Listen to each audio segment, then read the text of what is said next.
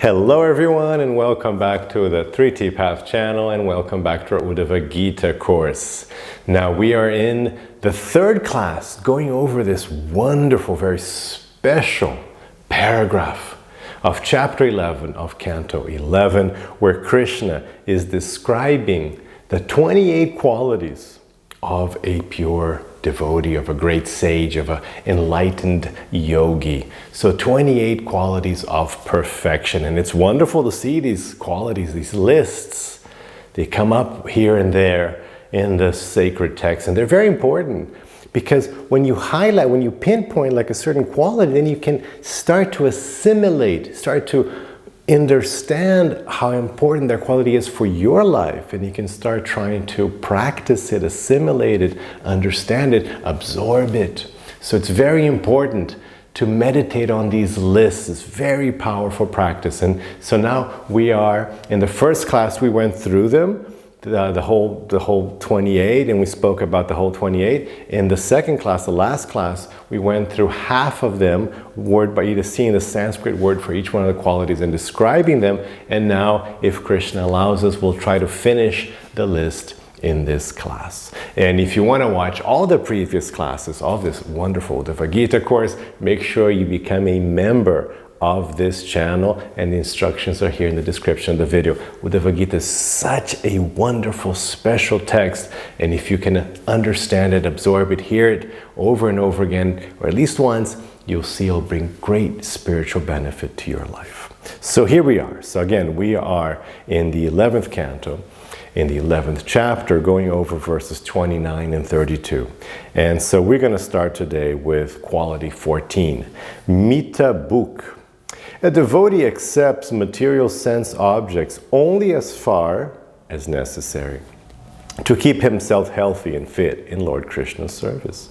He is therefore not entangled by his sense activities and never injures his self-realization. When necessary, a devotee can give up anything for Lord Krishna's service, but he does not accept or reject anything for his personal prestige. So what is this all about? How do you understand this? Again, it's like we were talking about in the last classes. There is a basis to all these qualities. That's one of the topics I've been trying to show from the beginning. There's a basis to all these qualities, which is what we explain in the 3T path, which is the basis of having your focus on the here and now, on your dharma, and in bhakti. That's the basis of everything we do. Now, if your focus is dharma, therefore you're no longer focused on kama. Remember, we described this in the last verse. Very important point, tapas. Tapas means the balance between kama and dharma. You're no longer guided by kama, you're guided by dharma. So dharma is your priority, that guides your activities. And of course, naturally, you have kama doing it. You have pleasure, and your life isn't suffering completely, right? You sit down, you have a meal, you go to sleep, you have a shower. These things are pleasurable. You go for a walk, you speak with someone. This is great, like I'm doing my dharma, but I'm having great pleasure sitting here and talking to you about these things. So naturally, you get kama as well. Kama is just a natural but it's a consequence and not the guiding principle. That's when things get bad. Spiritual slavery starts when pleasure, when kama is the guiding principle, and then you give up, you sacrifice dharma, you lose touch with your own self, what to speak of God, then all trouble begins, hellish, suffering life. But so here, Mita Bhuk, no. Now, you're focused on your dharma, so you're not entangled by sense activities, you're not lost in kama, and therefore you don't hurt yourself, your true self, your spiritual self. You don't hurt yourself. Because that's what happens when you don't have control of your senses. It's very bad for the soul. You get entangled, you suffer, you get anxiety and fear and death and rebirth, and it's very bad for your true self, for your spiritual self. So you do that, and then because your topmost dharma, what is the topmost dharma is our spiritual dharma. Remember, we're doing all our dharmas. Why? Because of bhakti. We want to do that as an offering to Lord Krishna.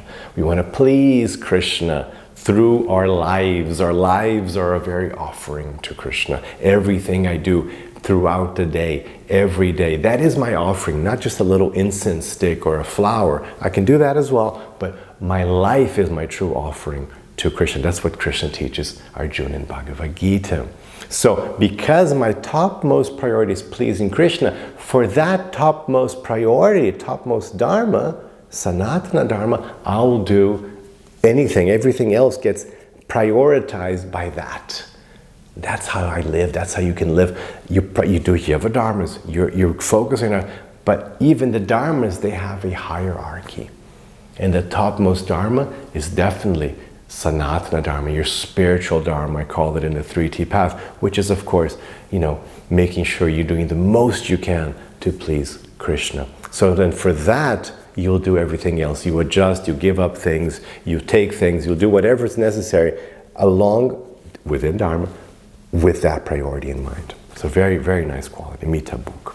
15, Shanta. Doesn't take much description, but Shanta, peace. Those trying to exploit the Lord's creation are always disturbed. A devotee, however, is detached from such pointless activities and understands sense gratification to be diametrically opposed to his self-interest. Being always engaged according to the Lord's desire, he remains peaceful. So peaceful, Shanta. So this, we could do whole classes on Shanta, but peace, as I love Krishna says in Bhagavad Gita, how can there be happiness without peace? Right? There can't be. So peace is is one of the wonderful side effects. We don't have to cultivate peace directly, but peace comes. It's a consequence of living this life, of cultivating this. Naturally, you'll get peace. 16, Sthira. Remembering that Lord Krishna is the basis of everything, a devotee does not become fearful or impatient. Sthira, fixed, stable. You become stable and calm. You become, because you know what you're doing. You are not lost. One thing that generates fear and anxiety in us is being lost, is being unsure, feeling out of control. Then you don't know what's going on, you don't understand, that generates lots of fear and anxiety. Human brains are wired like that. So once you understand this wonderful knowledge, when you absorb this whole wonderful knowledge, you can see what's going on in life, you guide your life by Dharma, then everything becomes so nice because now you're not lost anymore. You're well situated, you found yourself, you found your path, you know what's going on, and then you can feel Shanta and you become Sthira. 17. Now this one's very important. You remember, like in the first class we described how, the second class, last class, how Matsharana, this quality, was described by a previous spiritual master of ours as being the most important of all the 28. And once you get that one, all the other 27 automatically come. So what is Mat Sharana? Mat, me, Sharana, shelter, coming to me for shelter. This is Krishna speaking this. So Krishna is saying, when you come to me, Mat Sharana, when you've taken shelter of me, so important, such a wonderful quality. So Mat Sharana, a devotee does not take pleasure in anything except serving Lord Krishna and is constantly attentive in the execution of his duties. A devotee knows that only Lord Krishna can protect him and engage him in useful work. So Mat Sharana, taking full shelter of God. It's wonderful, wonderful, powerful feeling. And again, in the end of Bhagavad Gita, pretty much like Krishna's final instruction, come to me alone, Mat Sharana. Same thing, Sharana, come to me alone. Mamekam Sharanam, come to me alone. Very important. 18, Muni. Muni means sage, wise person. A devotee is thoughtful and through intelligent contemplation avoids becoming distracted from his spiritual advancement. By intelligence, he is freed from doubts about Lord Krishna and confronts all problems in life with steady Krishna consciousness. So Muni means you're thinking now. And if you're here watching, I'm sure you're a Muni as well. Because you're a thinking person. You're looking for answers. You're studying. You're taking the trouble to to question, understand, explore, philosophize.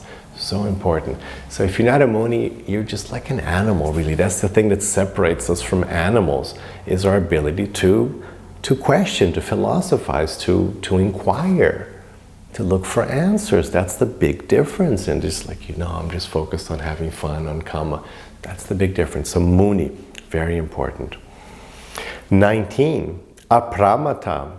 One who forgets the Supreme Lord is more or less crazy. But a devotee remains sane by offering his activities to Lord Krishna. So that's very funny, right? Apramata. So you're saying you become crazy if you forget Lord Krishna. Let me just help you here with this. So cautious and sober, not crazy, so sober. So you're thinking, you're doing the right thing. And it really is, when you take to the spiritual life, it feels like, especially the transition, I don't know if it's going to be like this for you, but I remember it really feels like a sobering process. Like you're like kind of crazy, lost. And then all of a sudden, like your eyes open, you understand things, you see reality as it is, you see yourself, you understand who you are. I mean, it's just like this sobering experience of like, okay, I was kind of going crazy before, I was lost, but now I am found. So you really get that feeling. 20, Gabir Atma. As a devotee merges into the ocean of Krishna consciousness, his own consciousness becomes deeper and deeper. Ordinary, superficial persons hovering on the material platform cannot fathom the extent of a devotee's awareness. And this is a very interesting point. People don't understand until you start practicing yoga. It's not enough just to be a religious person. It's not enough to have some devotion. It's this process of yoga, of uncovering levels and levels and levels of deeper and greater consciousness, of greater awareness. And you can experience that, and it's a wonderful journey to experience your consciousness just expanding, awareness, and just like perceiving things you didn't perceive before more and more. You have this process. This is the path of yoga gives you this expansion of consciousness, this wonderful feeling. And people go through life and they don't understand that there's this whole exploration of consciousness that they could do, which is what they're experiencing life through. So it's the impact is undescribably deep, because this is what you're using to live, is your consciousness. So when you expand and change and enhance your consciousness, then you enhance and everything becomes so much better, so much deeper, so much more powerful. It's a very important quality. 21, Dritiman. By controlling the urges of the tongue and genitals, the devotee remains steady and patient and does not impulsively change his position. What does that mean? Again, it's the same thing. We always keep going back to the same thing. Kama, Dharma. No. Dharma, Kama. So being guided by Dharma, having this ability to perceive your Dharma and then to be guided by it and not letting Kama be the deciding element. This is a crucial change in life. This is what changes you from being a karmi to a yogi. Is when you're no longer guided by kama. So your senses don't guide your life and you make decisions based on kama, on sense gratification. Because of kama, then you do something and that's how people do stupid things, evil things. They screw up their life, they screw up the planet, they screw up other people's lives. It's because they're not doing their dharma, they're not thinking straight, they're not munis. They're confused, so they're being guided by their senses. 22. Jita Shadguna. By spiritual knowledge, a devotee is able to conquer the pushings of hunger, thirst, lamentation, illusion, old age, and death. These are the 6 things. So you conquer these 6 things of material nature. This is a little list, you can make other lists. But this is like a little list of the problems of being materially bound, of being incarnated. So, hunger, thirst, lamentation, illusion, old age, and death. Of course, you could put disease and sickness here as well, and you can put so many things. But anyway, this is just a traditional list of sufferings that you have, things that make you suffer in embodied life. And once you have this, what happens is the root of yoga, of this whole path, is changing your identification. That's why, what's the first thing Krishna does in Bhagavad-gita? The first thing he does is spend 20 verses telling Arjuna, you're not your body. Just right off the bat, huge section, 20 verses, you are explaining your internal soul, you're never born, you'll never die, you can't be cut, burned, drowned. So it's just explaining the nature of the soul, but explaining, look, you're not the soul. So changing the identity. So we have a ahankara, a false ego, we call it it's a good transition, false ego. Ego means I, and false I, so the false identification. Oh, I am this body. I'm from this nationality, this family, this tendency, and this is what I am. So this is a false identity. This isn't my true identity. I wasn't this 100 years ago, won't be this 100 years from now. So that's not my real identity. So what's my real, okay, my true identity? Oh, I am a spirit soul. I'm actually an amsa, a part of Krishna. So that's a completely different identity. And then once you change the identity, then you can start building upon that new correct identity. You start building your life again. That's what Krishna does in Bhagavad-gita. First, okay, let's just start from the basics. Who are you? Because if you don't know who you are, what hope is there for you to have a good life? There's no hope. If you don't know who you are, how can you possibly know what you have to do? Where you should be? Where were you? Where will you go? If you don't know these things, you're just stumbling through life, suffering, anxiety, fear, So then you change your identity. And once you change your identity, what happens is once you absorb this knowledge that Krishna is giving, that we get in Bhagavatam, Bhagavad-gita, and Ishopanishad, once you understand that you're a spirit soul, then, of course, you're still incarnated. Of course, you still might feel hunger and sickness and thirst. But now it's different because the more you're not identified with the external shell, the less the troubles of the external shell are going to bother you. You're now able to deal with those things better because you know that ultimately this has got nothing to do with you. Nothing. I'm not this body, so I'm not even from this same dimension, this matter, Prakriti. So nothing that happens here in the gunas and Prakriti, nothing here really affects me. It has zero effect. And actually, as Patanjali puts in the end of the Yoga Sutras, it has no value for me. Shunya artha. This has no value for me. It doesn't affect me, has no value for me. So that puts you in a nice position as an observer. So then it lessens dramatically the impact. The example we gave recently, you're watching a movie, and in the movie, the person is, dying. They're being shot at or something. So, it's one thing to see somebody being shot at, being the observer. It's another thing to being shot at. So the more you can become the observer and not the actor, the more the less you feel the pain. You still see it, you can still guide yourself, but you don't feel that pain so much. And that's how it works. 23. Amani.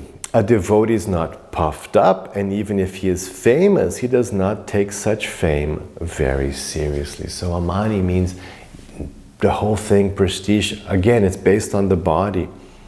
And a devotee, a yogi, knows that everything is coming from Krishna. Krishna is the most famous. Krishna, he's not just famous, he has fame. He is the source of fame. So all fame comes from Krishna, as all wealth and knowledge and power, etc., detachment, all these things come from Krishna. Not that just he has them, but they come from him. So whatever you have, whatever intelligence, wealth, fame, detachment, whatever beauty, whatever you have, has come from Krishna. And a devotee is aware that everything has come from Krishna. So he is grateful. My students ask me, how do we deal with pride? Something goes well, you get proud. Look, I did this, it was amazing, it worked out so well, and it was famous, and it sold. And how do you deal with that? I say, just convert pride to gratitude. Because we know everything is being controlled by Krishna. We know everything is coming from Krishna. So you become grateful. Thank you, Lord, for allowing me to be your channel for this, allowing me to be your, working for you with this, for this to happen this way. Thank you. So it's just gratitude, which is a very nice feeling. 24, manada. A devotee offers all respect to others since everyone is part and parcel of Lord Krishna. So this is very nice. This culture of respect I speak of in my book, The 3T Path, very important. It's always, culture of respect. When you have this culture of respect, you learn so much from everyone because you're not puffed up, you're not so full of yourself. There's room for others to come in and, room to learn. And everything becomes so pleasant and gentle, the experiences the interactions become so much more gentle when there is this desire to, offer respects to others. Just like life flows, with ease and joy when you have this quality. Very nice. 25, Kaliya. A devotee is expert in making people understand the truth of Krishna consciousness. So Kaliya, expert, means you do things nicely. Why do you become expert at things? Because for one thing, you're now in the here and now. You can absorb yourself in the action. Your mind is no longer separated, being decreased, lost by having some of it focused on the future result, or focus on what other people will think about you, on the opinions of others, on getting fame or getting money. Your mind isn't being lost like that. You're completely in the here and now. And you've had this experience, whenever you've been completely present, then you can do whatever you're doing much better because you're completely mindful of what you're doing. So that already is a big thing. Secondly, you're really doing it out of love. You're doing things according to your dharma. So now you're doing things which are suitable to you, to your nature. You're not trying to do somebody else's. That's one of the interesting teachings in Bhagavad-gita. Krishna says, look, Arjuna, do your own dharma, even if imperfectly, that's better than doing somebody else's dharma, even if perfectly. You have to be yourself. You have to be true to yourself. You have to respect your nature. For example, Arjuna's nature was to be a warrior, kshatriya, so he had to be there doing his warrior stuff. So you have to know your nature, you have to know yourself, and then you can be true to yourself, this is dharma. You have to know who you are and then do your own dharma. So that also makes you expert because you're being truthful to yourself.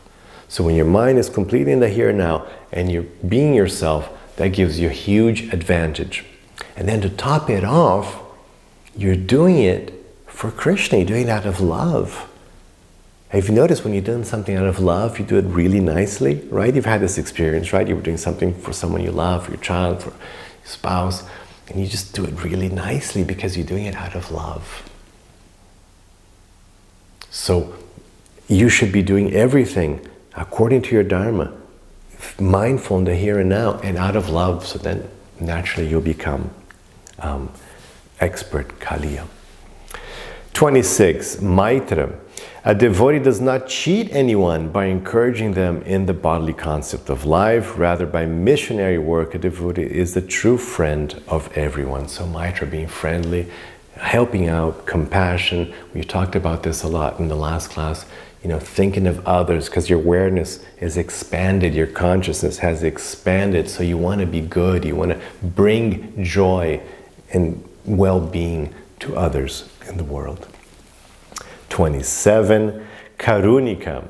A devotee tries to make people sane and thus is most merciful. Karunika. He is paradukha dukhi, or one who is unhappy to see the unhappiness of others. So compassion, same idea. You want to help everybody. You identify with others. It's no longer just about me. I'm no longer just so selfish. I'm only thinking of me. No, I know that you are and me, we're connected because we're all connected through Krishna.